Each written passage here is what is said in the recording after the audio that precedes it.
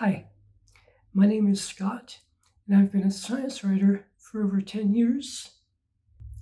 Here I'd like to discuss recent research on rapidly purifying G protein coupled receptors, known as GPCRs, in a functional form, published open access in the Journal of Biological Chemistry.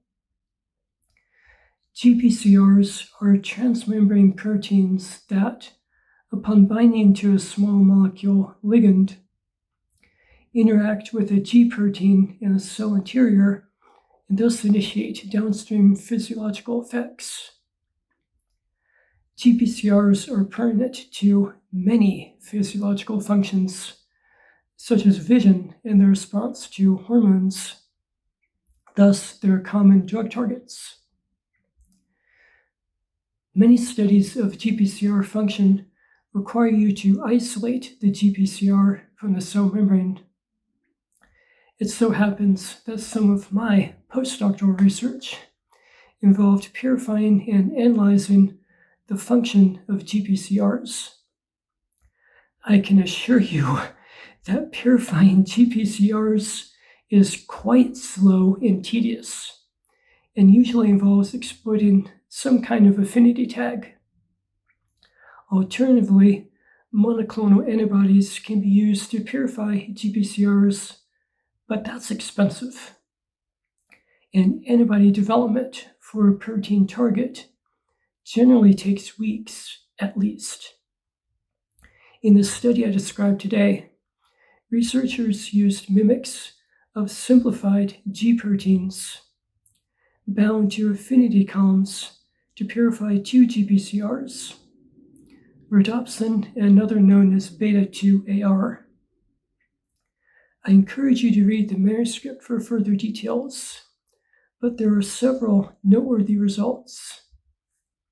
1, they purified rhodopsin in approximately 45 minutes.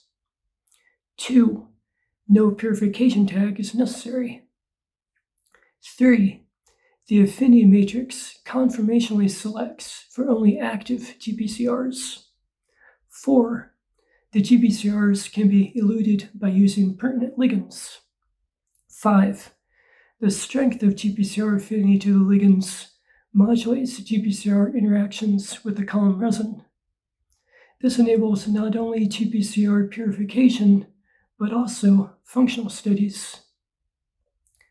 This method should greatly benefit GPCR research, as well as corresponding drug discovery and development work, and is immediately compatible with mass spectrometry-based studies of GPCR post-translational modifications and protein interaction networks. I especially appreciated the author's careful presentation of the limitations of their work.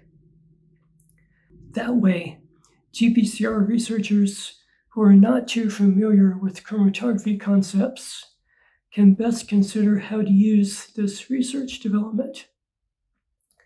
For example, the authors state that studying orphan receptors or non-canonical binding could be difficult with their experimental setup.